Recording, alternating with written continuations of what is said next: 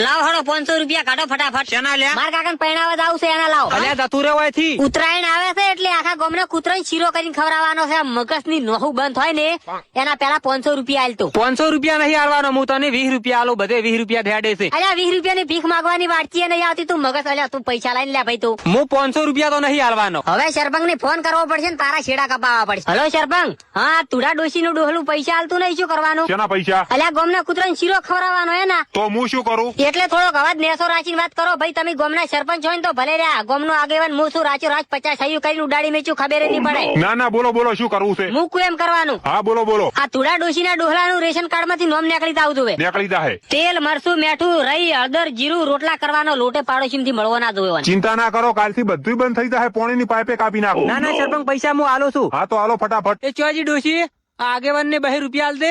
ડોસલી આ 2 રૂપિયા ના ચાલે, 500 રૂપિયા લેતા. આ નોટ નહીં હારી, બીજી લાય. દાડાનો 1.5 રૂપિયો તો કૂતરન ધરમાતું નહીં કરી કેતો તું. કૂતરન રોટલો તો શેનો નાખે લ્યા. લ્યો બીજી લાય સાઈડ માં રે.